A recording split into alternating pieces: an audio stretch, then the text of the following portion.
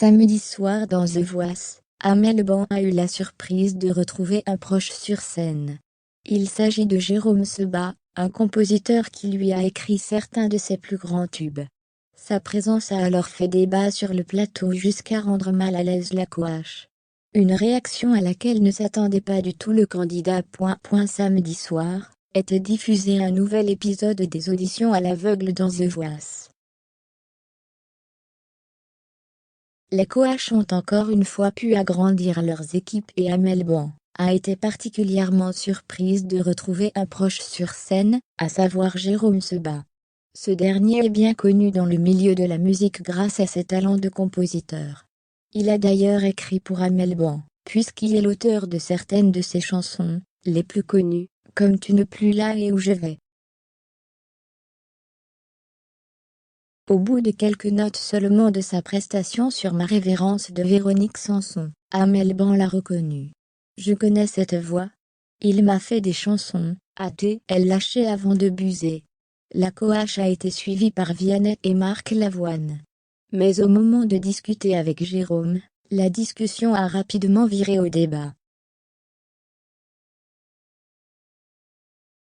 Amel Ban a craint que le public ne pense qu'elle favorise son pote dans son équipe. Vianney a eu l'impression que Jérôme était simplement venu faire une surprise à sa copine et Marc Lavoine a redouté de devoir coacher un candidat qui a du métier.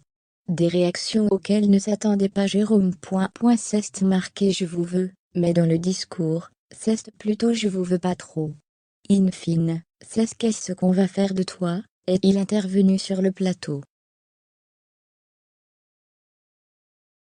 Jérôme a finalement choisi de rejoindre l'équipe d'Amel Ban, laquelle l'a tout de même mise en garde. Là, je suis pas ta pote, je suis pas ta chanteuse, le temps d'une chanson, je suis ta coach. Elle a été intransigeante. En repartant de son casting. Bien que qualifié, Jérôme était quelque peu déçu du déroulé des événements. J'étais surpris, car je pensais qu'elle, Amel Ban, NDLR, allait m'accueillir avec un grand sourire, a-t-il confié lors d'une interview pour Gala.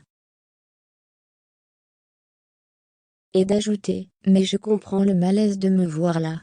Le coach a une responsabilité sur son choix, et au bout d'un mois, il y a les battles où la moitié des talents est éliminée.